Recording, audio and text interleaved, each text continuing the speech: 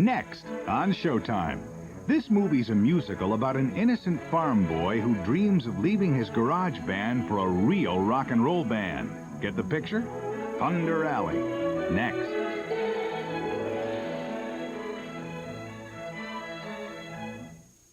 Are you guests here?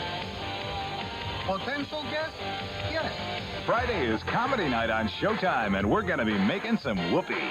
First, Michael O'Keefe and Paul Rodriguez star in a Showtime exclusive you won't see on HBO or Cinemax, The Whoopee Boys. Then, they're at it again on The Best of Bizarre.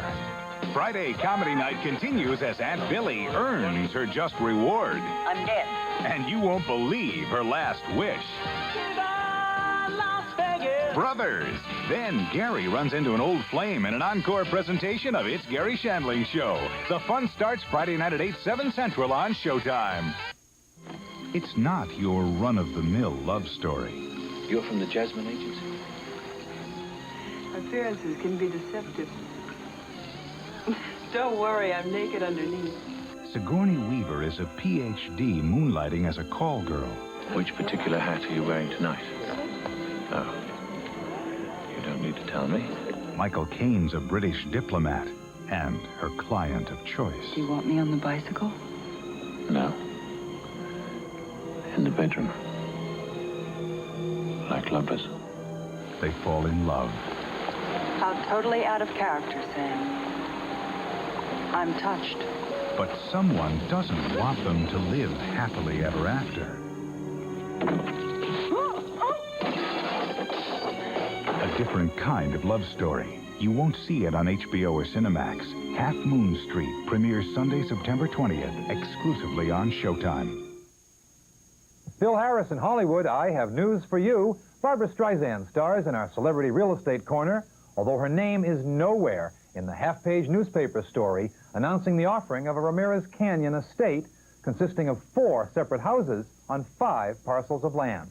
Among the highlights of some 24 acres in Malibu, a private road, an Art Nouveau entry gate, ponds and terraces, a tennis court with pavilion, projection room, pool, spa, gym, and more, including a very thoughtful house for the caretaker who's got to be real tired at the end of the day. We can report Miss Streisand's property is listed for sale at $18 million. Gary Collins taped a week-long special interview to kick off the 8th season of his highly successful Hour magazine show. Congratulations, Gary, and congratulations on the very special guest, none other than Elizabeth Taylor. Elizabeth told him that when she entered the Betty Ford Clinic, quote, "For the first time in my life, I felt I wasn't being exploited by anyone." It was a sort of reunion for Gary and Elizabeth. They'd worked together back at the start of Gary's acting career, sort of. When Elizabeth Taylor was Cleopatra in that famous big-screen extravaganza, Gary distinguished himself in the same film as a spear carrier. For Pope John Paul II's arrival in Los Angeles on his historic visit, the Los Angeles Catholic Archdiocese wanted a videotape prepared to welcome His Holiness. But they needed a narrator. Who better to welcome the Pope than Moses himself? Charlton Heston did the honors. And this strange little friend is this month's Hollywood Close-Up Show and Tell. Now, this is obviously the show part. But there is no tell, simply because this is a gift to me from Showtime's own king of comedy, the one and only Gallagher. Gallagher uses this very same prop as a gag in his brand new special, Gallagher Overboard, debuting right here this month. There's no tell because if I gave away the joke, he'd kill me. For Showtime, I'm Bill Harris in Hollywood. We'll talk again.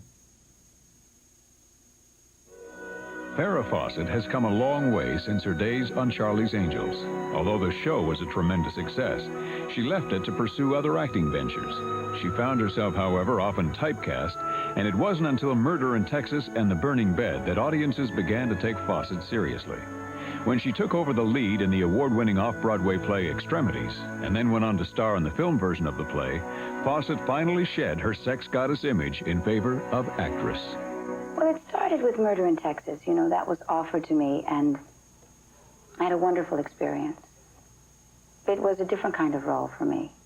And I was very comfortable, and I liked it. And when we finished, I made a conscious decision to wait for scripts that I felt were important, you know, not just to do for the money or because that's all that was being offered to me. So So I didn't work for maybe a year and a half, almost 2 years, before I did Extremities, the play. Scream and you die. Understand?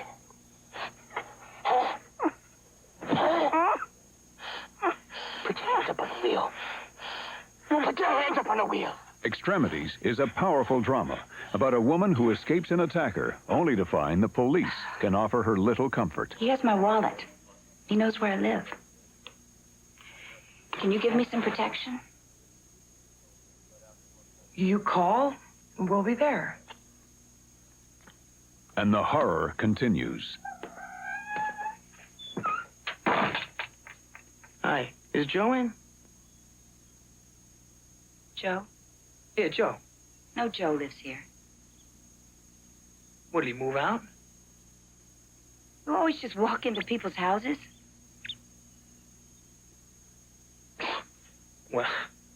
Well, I'm really sorry, Lee.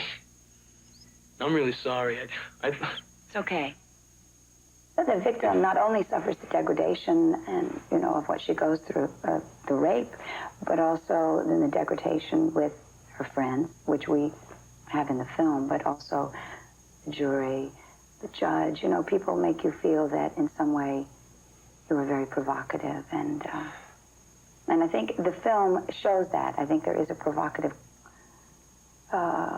essence in the film, and yet people are uncomfortable because on the one hand you don't want anything to happen, and on the other you want to see what happens like a voyeur. Fawcett eventually overcomes her assailant, and he then becomes the victim. You have to help me. What can I do? Help me make him disappear. Let's wait for Pat. No, we don't need Pat. We only need the shovel Shovel? to dig the hole. Oh, my God. Choose. Him or us. Choose. Him or us? Him. I mean us. Just dig the hole. We'll do the rest. Don't let me see it. Fawcett talks about the transition from acting in the play to her filming of the same role. The play was the most emotionally and physically draining experience of my life up until the film. And I thought, well, the film will be easier. First of all, I know all the lines, and I know the character, so I don't have to exhaust myself before we even start to film. And yet, there's something, when you're doing the play, you take it from the beginning to the end. It's like a catharsis. You're rid of it. You can go home that night. You can go after the theater and have drinks with people and talk about it. I mean, you have to get into it tomorrow, but at least you're rid of it. And yet, when we were doing the film, sometimes we would work on a scene that maybe takes 3 or 4 minutes on screen for a week, or 8 or 9 days. And that's a long time to be in that emotionally sensitized, it's just too filled with tension and emotion and aggression and degradation and everything. I wasn't able to get rid of it. Tell him what you did to me. Fawcett has proven that she's not only beautiful, but talented as well. Watch for her in Extremities all this month, only on Showtime. He was a smuggler, bitter, resentful. I'm a jailhouse Marine. I've been 14 years in prison. The movie I Walk Alone, made in 1948, wasn't a particularly good film, but it brought together two of Hollywood's most enduring stars, Burt Lancaster and Kirk Douglas. Next came the classic gunfight at the OK Corral. You and I are pretty much alike, actually. Alike, but not the same. In 40 years, they've made 6 films together. And what has made them always so watchable is conflict. Here's your half of the 4 Kings, Frankie. You don't owe me a thing. Go ahead, tough guy.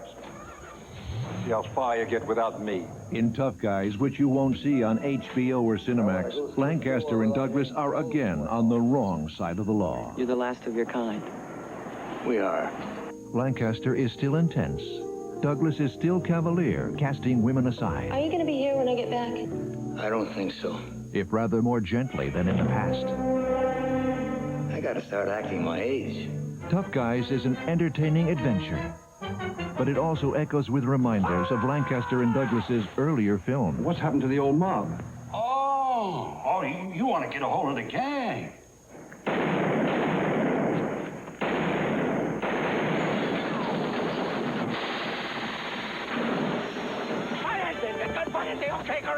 Lancaster and Douglas, an enduring partnership in Tough Guys, a Showtime exclusive.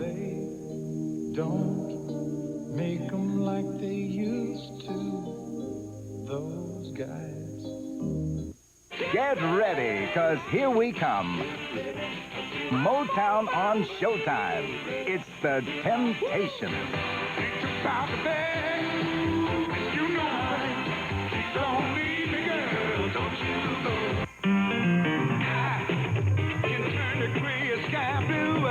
I can make it rain whenever I wanted to. I will pop over the road.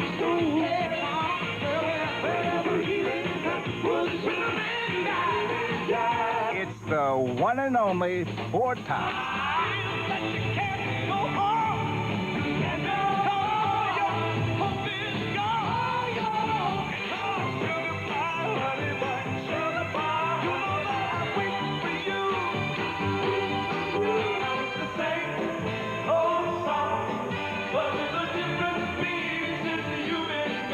And a very special host.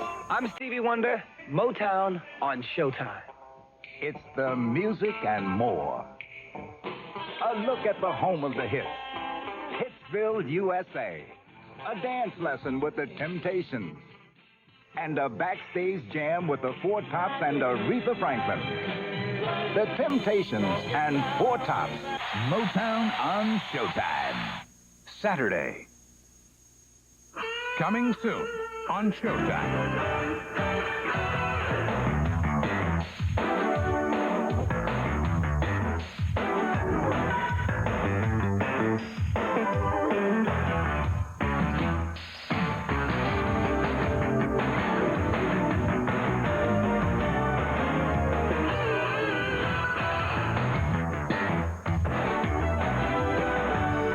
Coming soon on Showtime.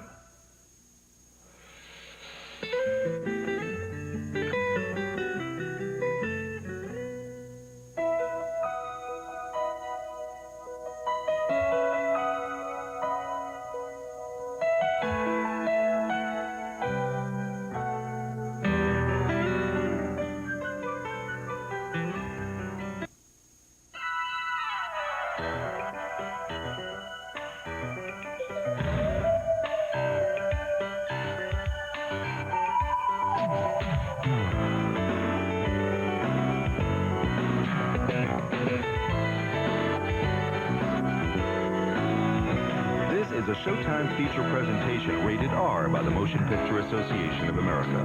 Parents may wish to consider whether children under 17 should view this picture.